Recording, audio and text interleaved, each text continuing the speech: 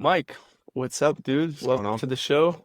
Thanks for being here today. Excited to be here, man. Excited to have you over. Thank you. So, what we're going to dive into today, I'm really interested to learn more about brands meets creators, how you guys are crushing it with users on TikTok Shop, and really just like about network. I know network's a big thing for you. What's so important in the future about building this network? Yeah.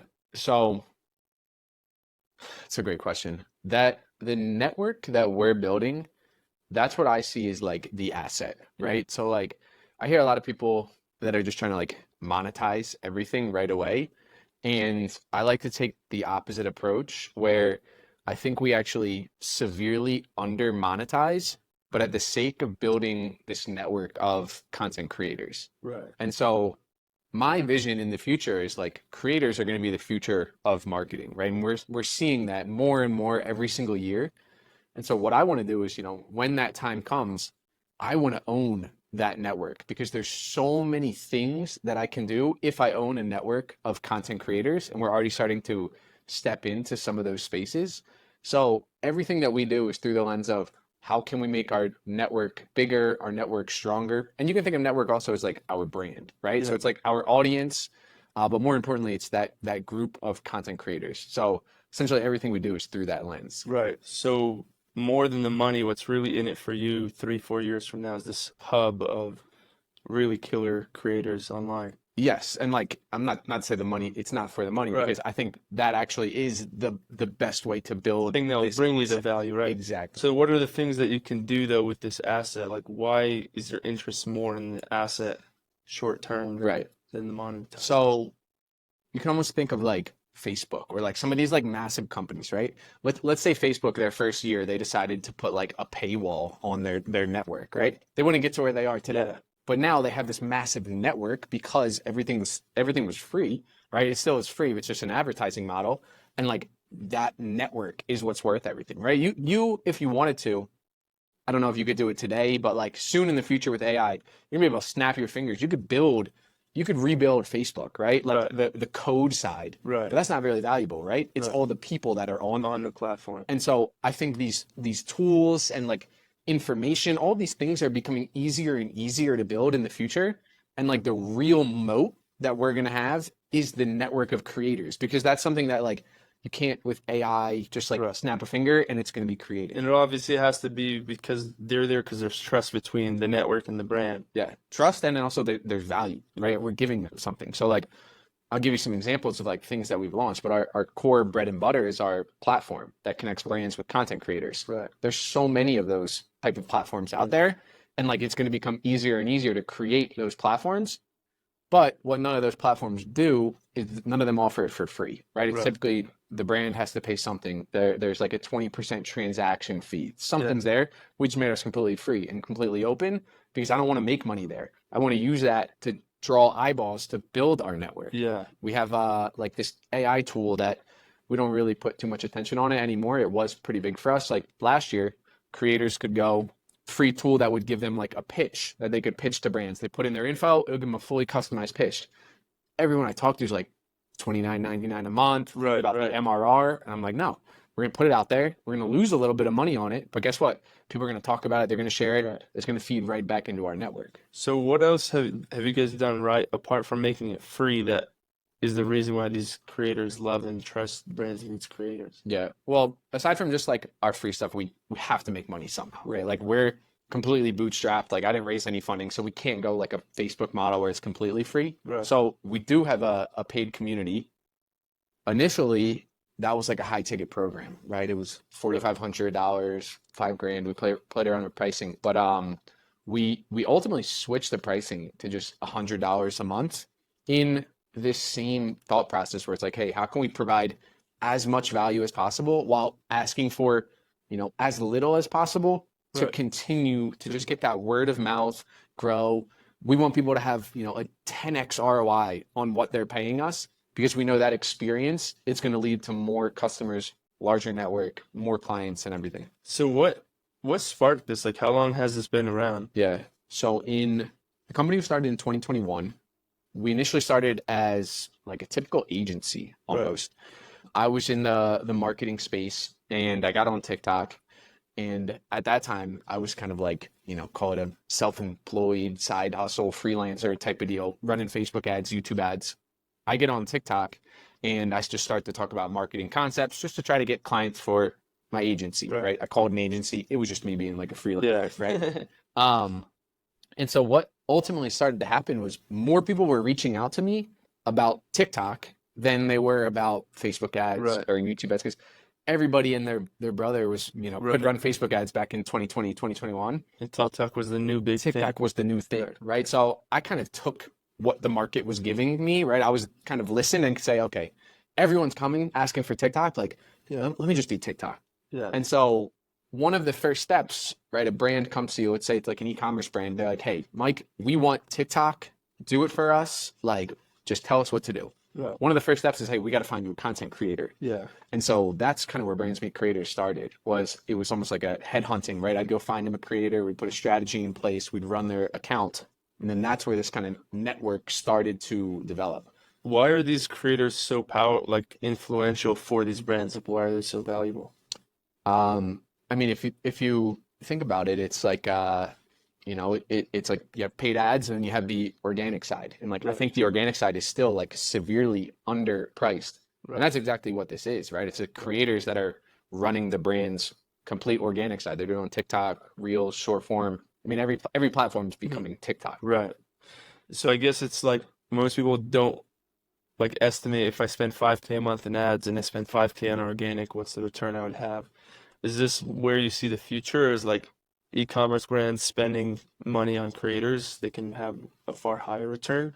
I mean, there's probably going to be a balance of both, but if you talk to anyone in the paid ad space, it's becoming harder and harder every year. Right. Whereas organic, like with this whole like TikTok of every platform, like the organic reach is becoming bigger, And so like, yeah, I think that trend is going to continue, but there's always going to be both.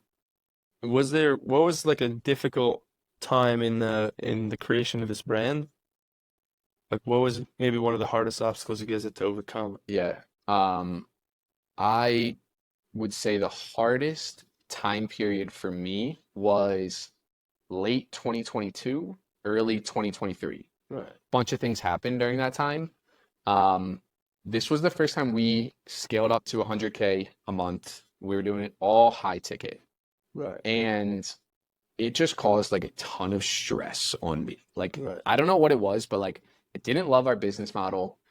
We were getting results for clients, but like, they weren't where I wanted them to be. Like, I wanted every single person to come in and get like a 10x ROI. Right. And like, that just wasn't the case, right? We'd have a lot of people that would get that experience. And then, we might have a handful here and there that are like, this was average. And like, that like killed me. Like, I hated that feeling. So at the same time, we were, scaling up. We had our highest month ever at the time. That same month, my best friend passes away. Well, I've known him since kindergarten. We quit our jobs together in the US. We moved to Mexico together. So like it was a combination of the stress from the business model was starting to take a toll. We went from like 40 grand to 120 grand in like 3 months. Yeah. And so with that, there's a lot of just like operational complexity. Right.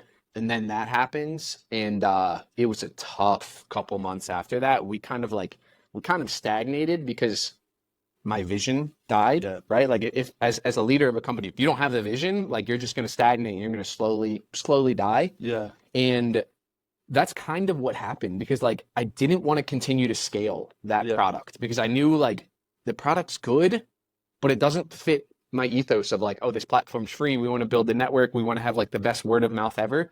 It was just like okay, like it's working. We're making money, but it didn't feel right. And so we went through this stagnation where like we just started to, revenue started to decline. We started to become unprofitable for a while. Eventually, I decided to pull the plug and I said, hey, we're not going to do this high ticket program anymore. It's going to be $100 per month. And like that was really painful, right? Because you go from making 100K doing high ticket phone sales, and now you're $100 a month, and you're starting from zero MRR. Right. It's painful. Yeah. And so we went through that. We were unprofitable for several months, but then once you start stacking that MRR, you hit profitability again. It's like such a better model. Right. So that was one of the biggest challenges that we went through. So that one decision to go low ticket recurring, was that more valuable for the brand and like the reach that you guys can have, the impact? So to be clear, this was for content creators. Yeah. So I'll rewind. So back when we kind of started the agency, right, we were helping the brands. That was kind of the initial phase of Brands Meet Creators. It was more of like an agency. Right. I scaled that to like 20, 25 grand a month, had a couple employees, and like I just didn't love the agency. Right. Meanwhile, I get so many creators knocking at my door. Hey, next time you get a deal, let me know. Next time you get a deal, let me know. 9 out of 10 of my DMs were content creators. Yeah. And so I kind of took that info and I was like, you know what? Let me just send out an email because I was building an email list at the time. I'll send out an email to all these content creators and I'll see like, hey, if I did like a 10-week program, would you guys be interested? I got like 300 DMs and like we sold out like instantly. And that's when I was like, okay, we're going to move away from the agency space where we're serving brands to now more like the info product coaching program for content creators. So we did that, took it to high ticket, and then we made the switch down to the $100 a month. And making a switch, what's the short story on like how you guys are helping these creators? Like a creator comes to you, what was the value you could bring the creator versus the agency? Yeah. So two big things we focus on right now, UGC and TikTok Shop. Right. So like that's who we serve. If you're a content creator and you want to monetize through UGC and TikTok Shop, Right. then we're like the best out there for you. On the UGC side, it's comprehensive. It's like, hey, what are brands looking for? How to position yourself, making your portfolio, pricing, contracts, how to do outreach, how to position yourself for inbounds, how to go from like a one-time deal to a retainer, Right. gifted deal to a paid deal. So everything on the UGC side, and then TikTok Shop, which is like kind of the new kid on the block. It's only been around, I want to say like eight months now or so at this point. That's where creators are making like insane money. That's where I've just kind of been trying to push all creators into the TikTok Shop space, because that's where like I just did an interview with a girl in our community last week. She made $165,000 from one video. Wow. And like that's not like it's this insane outlier. Like that's happening a lot. And is it because like this is becoming the new way of doing e-commerce online? Or? I think it is. Like at least right now, it's kind of this like gold rush. It will saturate and like slow at some point. We're definitely not there. Like right now, it's this new thing for TikTok. They want it to succeed. They make money through it. So what do? They gas all these videos, right? So it's beneficial both for creators because they take a percent of all their sales, and then the brands too, because it's one of the best, launching platforms for brands right now. Why do you think that brands or people are moving towards buying stuff in this sense versus traditional e-commerce? It's just like, it's so connected to the user, right? So I don't know. It's everyone's just so addicted to their phones, right? You see a video, it's a cool product. You're like, oh, that's super interesting. It's an impulse price range. It's like $19. Boom, you just buy it right there. TikTok it's so simple. It's all in app. Right. It's just so seamless. Yeah, that was a huge thing I saw that TikTok disrupted is like affiliate payouts and purchases all in app. Yep. Versus like affiliate deals, and you gotta have an affiliate link and go to a website. And here's the thing, like that way before, right? Where it's, you have the affiliate link, you're sending people to the bio, then they check out on Amazon or check out somewhere else. That was always in competition with TikTok, right? TikTok didn't like that because you're sending users off traffic. So with those videos, typically you hear the common advice for creators is don't say link in bio. Don't do any of these things because the platforms don't like it. Why? Because you're losing them money because you're sending people off the platform. Whereas this, TikTok actually loves it. TikTok, they want you to sell, right? They want you to go check out the product on sale. They want all of that. Why? Because they're taking a cut. Right. So now instead of being against the platform, you're riding the wave. Right. That's crazy powerful. Do you think any of these other platforms will try to replicate? They're all going to. They already all are. So like YouTube is launching their own. None of them have as much traction as TikTok right now, but like YouTube's launched their own one. Instagram has their own one. Amazon's kind of coming at it from the other angle where they have the e-commerce platform, and now they're trying to bring like the content creator side of it. But all the platforms are going to do the same thing. Do you think that any will catch up to TikTok, or do you feel like the ship is far sailed? I don't know. I think in the next year, no, but maybe fast forward 5 years out, they'll all be kind of neck and neck. I don't have any great predictions other than I think TikTok is the clear front runner right now. And like, if you're a creator thinking about any of those platforms in terms of just like selling e-commerce on there, Yeah. it's not even close. So if someone was young and came to you and was looking to make money online, do you have any other business models that you would like send their way, or are like you so sold on this being a great way to get started? If you're someone who's like, hey, I don't know what to do, I'm just kind of like exploring. It's TikTok Shop affiliate, like no question about it. One of the huge benefits of it is like it takes zero upfront capital, Right. and you don't rely on any other parties, right? So you're not building a team, you don't have to build an agency. Like you're learning the skill of content creation, Right. and you just plug into TikTok's system. You don't have to run any other teams. You don't have to invest in ads. It's just like, okay, am I going to be willing to sit down and like make a video every day and just get better every single video? Right. And with each one of those videos, it's like a scratch off on a lottery ticket. You catch one video that gets 10 million views, next thing you know, you're getting a $50,000 commission check and your life's changed forever. Is it more of a consistency game then versus like a luck, or are there types of people who just like never make it? It's all of the above. So like of course there's skill involved, right? The better your content is, the more likely it's going to go viral.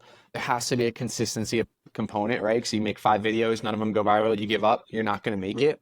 But then also there is a little bit of luck, right? There's sometimes a video goes stupid viral and you look at another video that's like very similar that did nothing and you're like, I wonder why, right? So like, I don't know, I think luck and consistency kind of go hand in hand, right? You roll the dice enough times, you're going to roll double sixes eventually. Exactly. So then what's your vision behind the brand and the network you guys are building, like 5 years from now? Where do you see this? You Yeah. said there's all these different paths. Like, Yeah. what are you So, forward to? so we will definitely be doing similar to what we're doing with TikTok Shop, but there's going to be other platforms involved. Like I'm positive that like there will be the Instagram shop, the YouTube shop, the Amazon. Like it's going to become that's just part of how we consume content. It's going to be the content and e-commerce. They're going to be very intertwined. Right now, it's all TikTok. But then also what I'm looking to do more of, and I'm in the process of it right now, is actually launching some of my own brands, right? Right. So like I was talking about, the network is the asset, and there's so many things you can do with that. One of them being, right now we've launched so many brands, right? We just took a brand, they were at zero in March. They're doing over $1 million a month now, and all through TikTok Shop. And so like we have the capability to do that with brands. Why don't I just own those brands? Right. Right? So like that's kind of where I want to go, where okay, we have this called a tool or like an army that can help to launch brands instead of me just kind of taking a revenue share with some of these brands behind, so to launch Right. my own. So that's what I'm They're doing like right the now. people who built their own agency, and then you use your agency to build your own brands. Exactly. Right. Right. So they build their own agency and they're like, okay, now I have this agency, which is an asset to me, and I'm going to use that to create other things. I see the same thing with our network. Like there's so many things we can do with that. Is there stuff you look for then in the brands that you're thinking of launching that Yes. do better on these types of platforms? Great question. Because it's all about the product, right? Everything is about the product. So we'll have brand A come to us and brand B come to us. Everything will be the same, right? Their price points could be the same. Our network is exactly the same. We make them the exact same number of pieces of content. One of them, $1 million a month. Other one, we're struggling to do a couple $1,000s a month. And it's the product is like the main thing. And so what we look for in products, first off, problem solving and unique. Like it has to have a wow factor. Like you're gonna struggle to sell, like a water bottle or like a chair or like a bracelet, whatever. Like if it's just something that's kind of boring that someone's like, I could just get this on Amazon, I can get this in the store. Like I don't really need this right now. It's not gonna work. Yeah. That's the first thing. Second thing is I love products that have some type of visual element to them. Like it's a little harder to sell something that like you can't really like watch it being consumed, right? So like the one product that we have right now that's doing $1 million a month, it's like a women's like dermaplaning shaving brand Yeah. where like you spray, it's almost like a shaving cream on your face, and it shows all the hairs on like a woman's face. Got it. It's just so visually interesting, right? Because you're not used to seeing a woman with like kind of like shaving cream almost. Right. So it has this like visual appeal to it. Impulse buy, price range, something under like $30. Yeah. And yeah, that's pretty much it. The factor. Yeah. But then what sets these apart, like a good product versus like another thing that will just end up in your drawer? 'Cause, What do you mean by that? like, I'm sure you've seen a lot of these Amazon products or whatever that come from China, and you see these like product tutorials, and Yeah. they look cool, they spin around, whatever, but it's like you might never use that after the first few times. Yeah. So to be honest, with a lot of these brands, like we'll have a lot of brands come to us that are like I'll call them more legacy brands, right? They're doing, 25 million. They're in like Walmart, they're in Target, and they have like what they think is like a really strong brand. Just because you have that actually doesn't mean you're gonna do great on TikTok Shop. Right. Like I'd rather a brand that has no name at all, but they have this like super unique kind of wow factor to it. But then in terms of the, I guess long term like sustainability of the brand, like are you gonna get repeat buyers? Are you gonna get like subscriptions and whatnot? I don't know. That's something that Right. we haven't really dove too deep into right now. I would say TikTok Shop is really best for like launching the brand. Like you're at zero and like you just want to get out there. That's kind of the best place to do it. But then, yeah, to your point, like if it's like a shitty product, Right. we'll still probably be able to sell a lot of units off the bat, but like you might not be able to take the next step after. Right. Well, because what I'm wondering is like I work with some brands that are doing 8, even 9 figures, but they're like, let's say supplement brand, Yeah. and they just crush it on paid ads, Facebook, Google. It's like, would that be beneficial for them to move into TikTok? If if they have some type of unique spin to it, like if you're just your standard like vitamin B complex, Right. I don't know. Like not saying that it can't work, right? Because you look at some of the top products on TikTok Shop, and some of them are like, okay, this is kind of dull, like this is kind of just like bland. Like you do get some of those outliers, but if it's like kind of a unique supplement, then yeah, for sure. Got it. Yeah, that's interesting. Because I'm trying to understand like the future versus like what's a fad. Like, is this something that's just big and hot right now, or is this something that will actually be taking the market share in Yeah. the next few years? So I don't even think it's like that new, to be honest. I think this is almost like the new drop shipping, right? Like you remember the past, I don't know, 10 years or so, it was all through Facebook ads and Shopify. And Right. you kind of think of the same type of product that I just described, right? Right. Unique, has a wow factor. You see it once, you get it. It's an impulse buy, you Right. buy it, right? That's kind of what you think of when you think drop shipping. And I think this is almost just like a new format of it, essentially, where instead of, paying Facebook, now you're just getting the Right. product out to creators and like you're paying commission. Interesting. Yeah, that is true. I guess as a creator, you can also test new products. Are the creators who do well, are they usually niche like their channel on a certain type of like industry or? Um, for the most part, no. Like there definitely are creators that are more niche down. So you kind of have almost these two buckets, right? You have someone who's like they're a pure creator, right? They have a personal brand. They have like certain topics that they talk about, right? You might have like a, I don't know, like a fitness guru, right? That person's been building their personal brand for a while, and now they're just throwing TikTok Shop in the mix, right? Because why not? And they're making money doing that. But then you have the other side, which is more of the like, I'm just going to be like a TikTok Shop creator because like that's how I'm going to make money and it's hot. And these people are doing anything and everything, right? They're making a beauty video. Next thing you know, they're making a fitness video. They're making this, they're doing that. And it doesn't really matter because like the following on TikTok is not that important, Right. right? Following on Instagram, other platforms are more important.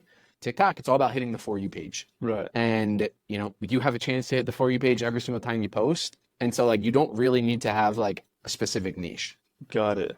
So you can have single off videos. Yep. And like that's where I see like a lot of people having success are these accounts that like they don't really care about like it's not even a personal brand. A lot of them are even faceless. They don't even show their face. They're just like hands, different products, and they're just testing products left and right, running through, seeing what works, and then just like making a ton of videos on whatever's working for them. Is back to the idea of like modern day drop shipping. Is this a way where you could also test products before you go build your own brand?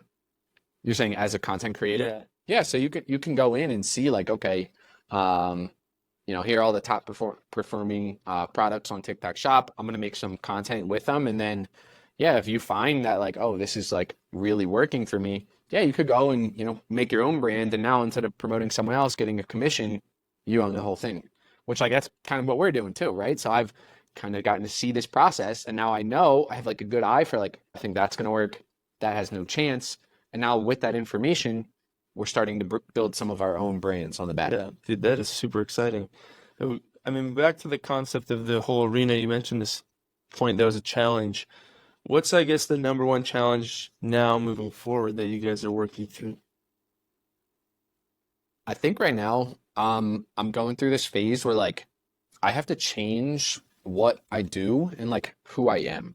Because we're growing, and like I've never seen myself as like a good manager, right? Like it's always been something that I've always been like I hate doing that. I don't like doing that.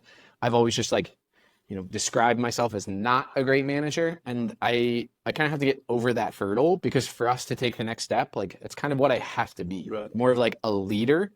And I actually think I'm really good at getting talent. Like I think we have like an extremely talented team, and I think I attract a lot of talent.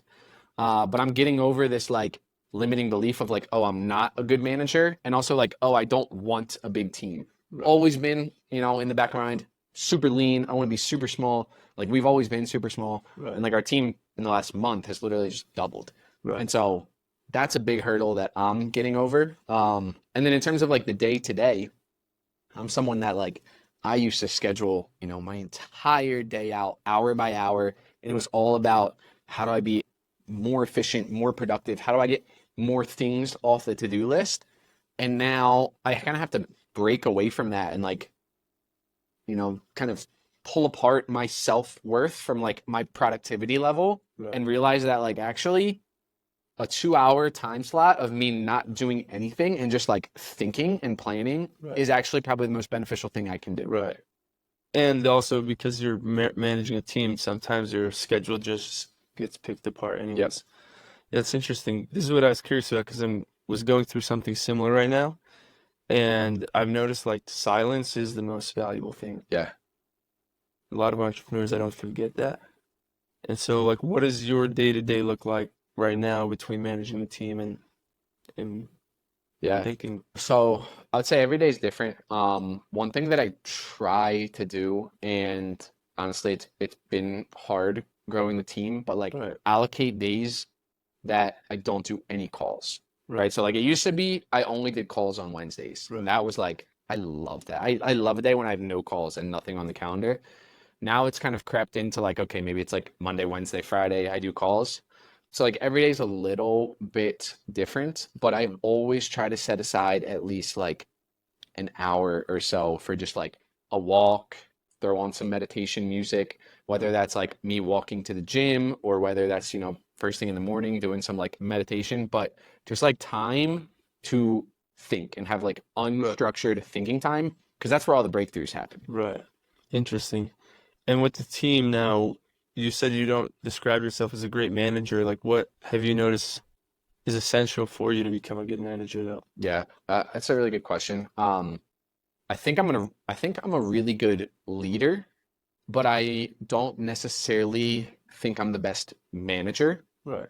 So, something that I'm kind of playing around with right now is maybe I actually don't even need to be the manager. Like Right. I can just be the leader, and like, because I do have some people on my team who I identify as they are very good managers, actually. They're extremely good people.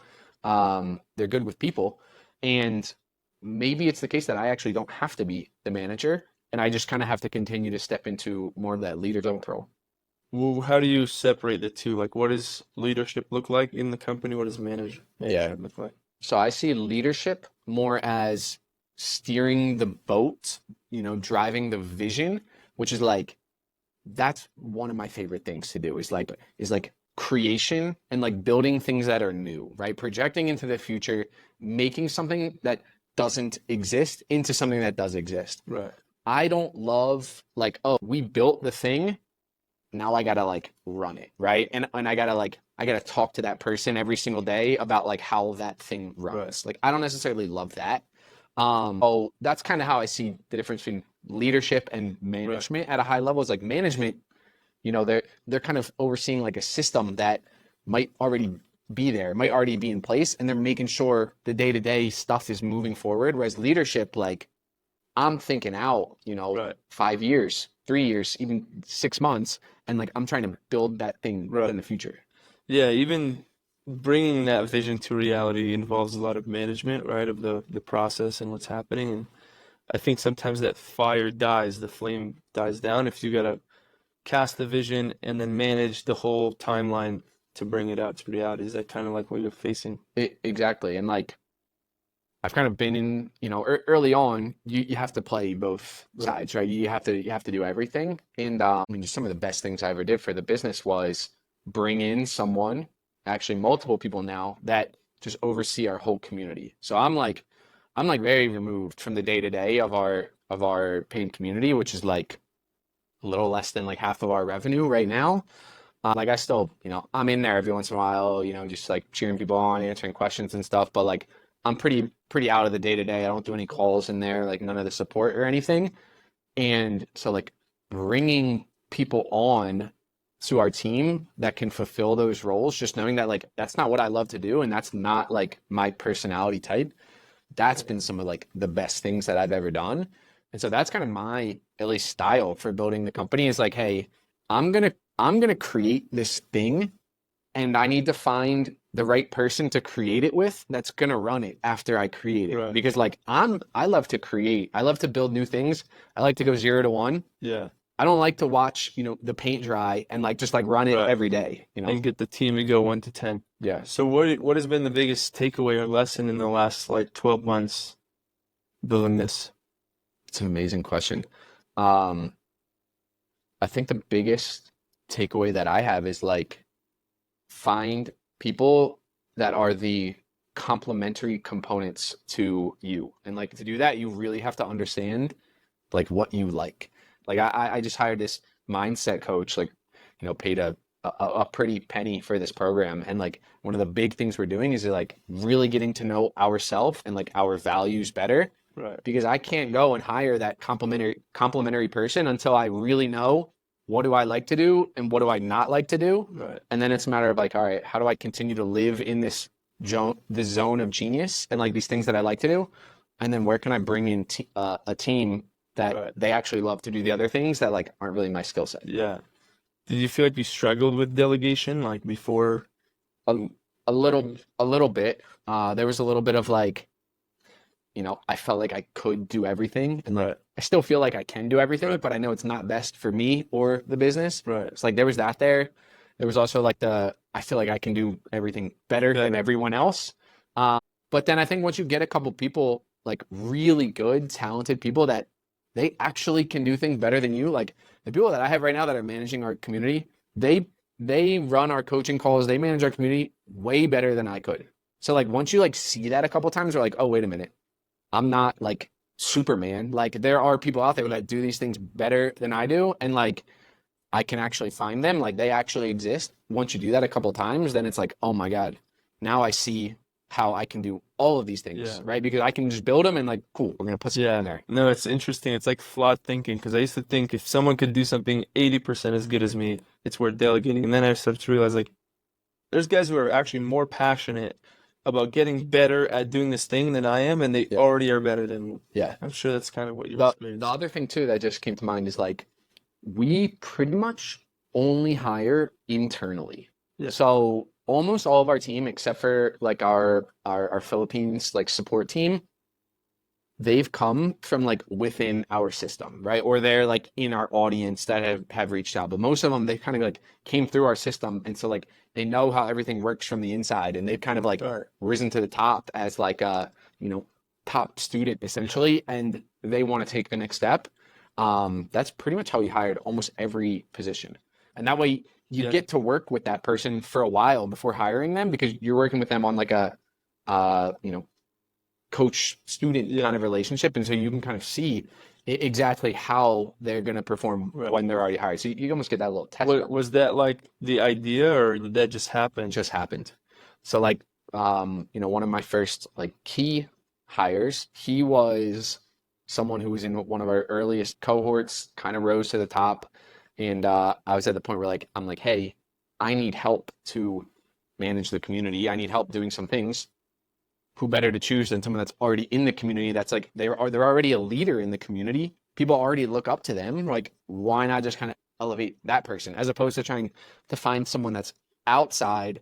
Then they have to learn everything, and it's just like I don't know. I found that it's just like it's so much better to kind of promote from within, especially if you have like a big network and a big audience. Like we have, you know, we almost have 1,000 people in our community right now. So like, if I really needed like a writer or like a I don't know like a random like hire, I could make a post and I bet you I could find someone who like has that skill set. Like we just brought on an events coordinator because we're doing more live in-person stuff. Hmm.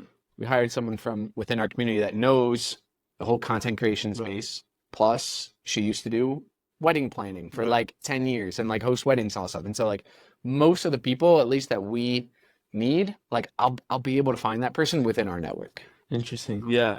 No, that's really, and that's also another thing you talk about your network of the asset. Yeah. It's like it's way bigger than just what can I monetize. It's like your team, the impact you can have, other ventures. I'm sure you've thought of that too. And so that's really interesting. So I guess the main things I'm taking away from the convo is like the asset is the actual community itself, Yeah. the network. You as a leader, as you've been growing, it's like the more you know yourself, the better you can lead the team.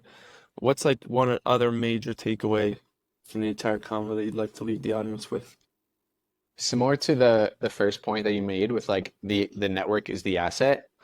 Um, I would like to get across the point of try to delay monetization as long as possible, Right. right? Because the more you can, you know, keep that paywall free, the more you can like continue to bring people into your network, community, audience, whatever you want to call it, the more it's going to pay off in the end. And like when you do put that, you know, that paywall there, it kind of stunts Slows growth. down. Yeah. Yeah. So like that's something that we will continue to do. Like right now we're continuing to kind of revamp our software, launch some other tools. And like my playbook is, hey, there might be, you know, this tool that exists. There's 10 of them already out there. All of them want to charge $100 a month. We're going to launch ours for free. Right. Why? Because that's going to pay off on the back end for me because we're basically going to push that monetization further down the road, Right. right? I don't know exactly what it's going to be, but I know Right. that tool brings us, you know, 100 new creators every day. Right. I know that's going to pay off eventually. Right. So you're just kicking the can down the road as far as possible. Yep. I guess though I'd like to leave it with this. Like I would challenge like how do you survive in business if you continue kicking the can down the road? Yeah. So For those who are in those earlier stages. yeah, so of course you have to find balance with it, right? So like we monetize right now. I know if I wanted to tomorrow, we could like ramp up monetization on all channels. We could, you know, put some type of freemium plan on our platform. We could raise our prices. We can probably double our revenue like overnight. Short term, it would look amazing. Long term, I think it would be the wrong decision. So like, yeah, when you're getting started, you have to balance, you know, you have to balance the two. But I think people undervalue building their network, building their audience, building like goodwill. Yeah. That's a word I haven't really talked about much, but like we get almost all of our traffic right now from like word of mouth and from other content creators like sharing us and making content about our stuff because they've received so much goodwill from us and because we have all these things for free. Yeah. And that wouldn't be there if, you know, we were just another one of those tools that charged, you know, Right. $50 a month or whatever. Yeah, I guess I'd be curious though, maybe you have a different take on community engagement because your engagement is like you guys actually provide something to these people. Right. If you're just running a free community and you're, let's say, running coaching calls or whatever, how do you keep that engagement high if Yeah. it is free? So I completely hear what you're saying. And like, I wouldn't actually encourage someone to just like only build a free community because I do think you're right. Like people don't really value Right. that. The reason why I kind of come at it with this angle is because I think we're providing way more than like a free community, right? We're providing Right. like providing jobs to all the Right. creators Like essentially. free money. Yeah, so I would say try to go outside the box a little bit because like at the end of the day, like yeah, like just being in a school community and just like the fact that you have calls isn't necessarily valuable, Right. right? So try to see if there's any other ways that like you can think outside of the box and provide free value that not every other person is providing, Right. right? Like there's probably hundreds of thousands of free school communities. Right. But if you can kind of find a way to go outside the box and like just provide free value in a different manner, it's going to set you Yeah. apart. Right. Because the reason I asked, I haven't actually publicly talked about this yet, but I'm building a platform that really connects people across the world globally, but at top tier. Like, not just you join this free community and you fish each other out, but really curated strategic connections that one day will be able to be monetized. But I am wondering, like, how do you bring the right people when you're not charging in the beginning? Right. And how do you run the platform? Right. And again, it could be of just like a very different situation. Like Yeah. maybe in your case, like, hey, you have the Right. charge. Like I'm kind of sharing this is my playbook, this is what's worked with us. But it's also like the nature of my audience. Like Yeah. just frankly, a lot of content creators are broke, you Right. know, and so it was a strategy that kind of worked for us because it's so much easier to get a yes when it's free versus, you know, X amount a month. Right. But to your point, you're thinking outside the box. What can you do? Like, I think if it's free and aside from value, we provide experiences, which is why we do things like meetups in person, and you combine that with different things, and it makes it worth it for people to stick around. Exactly. Like doing things that are like a little bit harder that other people won't do, right? Like, you know, there's so many people that'll make a free school community, but like, you know, we could have done that for creators. I think it would have flopped. Like I had a free Discord at one Right. point. It's like didn't really work, you know, but then it's like I built this like platform that, yeah, it costs like probably close to 100 grand all in when it's said and done and like the monthly maintenance and everything that like Right. we make $0 off of. Guess what? Like not everyone can just go out there and build that same thing, right? It Right. took a little bit more effort. So like what you're saying, doing in-person events, doing these other things that like it's a little bit more of a barrier to entry than, hey, I'm just gonna throw up like Right. a free school group and you know see what Right. happens. Yeah, but you're like you said, you're building that delayed return. So Exactly. that's cool, dude. What's one thing that you would give the audience advice building something that has to do with community or network? I would say get on calls with people early and often. So that's something that I did in like I think 2021, maybe early 2022, as we were starting to build our program was like I probably did 50 calls with content creators, completely free calls, just like literally helping them. And like I remember times at the end of the call where people are like, so like what's the pitch? Like what's the offer? And I'm like, I got nothing. Like I'm just like I'm doing this to help you. And like some of those people from like those early 50 calls are like some of our like biggest ride or die fans will buy every single thing that we put out and like we have the best relationships with. Right. But like you got to put in the time to like really get to know who you want to Right. serve. And like Yeah. that again is just another form of like putting stuff out there for free and like it will come back. Right. It's funny. I literally posted yesterday just like conversations leads to opportunities. Yeah. Recently, I've been on this trend of like really getting to know those around you because the people in your phone book are probably the people who, if you needed anything, is the most valuable to you. And I don't think a lot of people like value what that is or getting to know them, and that's really neat. That I think that's like the philosophy that's built your brand to what it is today. Yeah. So And you know, on the topic of just like starting to have conversations, that's something that like I've been struggling with too because I'm someone who like I mentioned earlier, I don't like doing calls. I'm like if I can do calls only on Wednesdays, amazing. So I'm very quick to like someone reaches out, turn down the call. Someone reaches out, turn down the call, like sorry, not talking. I'm in, you know, lockdown mode. But more and more so I'm realizing that like okay, saying yes to some of these calls, they lead to like serious opportunities down the road and like we're seeing more and more in that.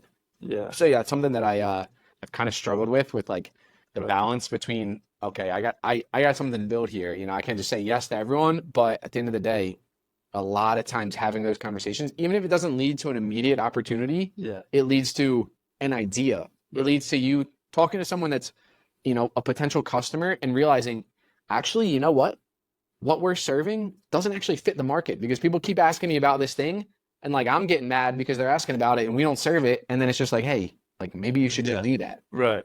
I think that's really key. Like I think in a world where businesses are moving so digital and you're losing that like human to human connection, that connection actually compounds far greater. I heard someone the other day talking about like lead generation, B2B, B2C, and he's like, dude, we're H to H in the world today. Yeah. We're human to human. And recently I've been on the same thing. I think it's this flawed thinking that like we're trying to always maximize productivity versus like actually maximize human connection. Yeah. And I think that for me at least is like my motto moving forward in 2024 and beyond is like the more deep connections I build far outweigh like the quantity of whatever I Yeah. do. Yeah. And like it'll lead to business stuff too. Like we just launched a new offer for brands and it's all because I decided to like have a couple of these conversations. Yeah. Right. And I realized like, you know what? Where before I probably would have just said no because seeing the applications come through, seeing these people come through, I realized, oh, actually not a great fit for us. Yeah. And then I said, you know what? Let me just take some of these calls because I realized like the majority of people coming through weren't a great fit for us. But then after having these calls, what I realized is we actually just weren't a good fit for the market. Right. Right. And like I'm only getting that Yeah. feedback because I'm like having these conversations. And so I'm Right. realizing, whereas before I'm like this not a good fit, not a good fit. Why are we getting so many of these like not a good fit people? And then I you have to take a good look at yourself and be like, wait a minute, like they are like the market's the market, right? Right. It's our product is not a good fit for them. Right. We have to change this. We have Right. to launch something new. And like I would have only come to that conclusion because I, you know, took the time to like, okay, Right. let me hear these people out. Let me have a conversation with these people. Wow. That's really cool. So what would you say to your past self in the arena, quote unquote, that younger version that was like battling it out, going through hard times? Looking back now, what would you tell that person? Yeah, I think it's just like have fun and live. You know what I mean? Like we get so tied up in like Right. building growth and ups and downs and everything, but like, yeah, at the end of the day, it just comes back to like, why are we doing this? Like we're doing it for fun, you know? We're Yeah. doing it because like we like it, and so you really gotta like. I try to do it every day too. Like really zone into that moment, like where you are right now, and like, yeah, myself 3 years ago would have like been dreaming of like where I am right now, Right. right? And so like where I am right now is dreaming where myself 3 years from now is. So just be Yeah. present, enjoying the whole thing. Right. And not getting so caught up in like always dreaming forward, but looking back and be like, oh, this is everything. Like I think as a kid being in a place like this is something that I thought only like billionaires could have. Yeah. And then it's like I feel like I'm just getting started and it's like normal. Same here, man. And then yeah, next thing like you get a cool apartment, and next thing you know, it's just like, oh, it's just your apartment. You Yeah. know, and like you just kind of like you just Right. normalize it. Yeah, but if you get caught up in always the next thing, then you'll lose the joy. Exactly. Then, well, dude, it's been an honor catching up, sharing some cool stuff about TikTok and brands and UGC and where this is all going. I'm really excited to watch you grow, watch this brand meet creators make a bigger impact, grow the network, and see some cool brands come out of this. I think it's going to be really cool. Appreciate it a ton. Yeah. Appreciate you Thanks guys for watching on. Thanks for listening, guys. We'll see you on the next one. Peace.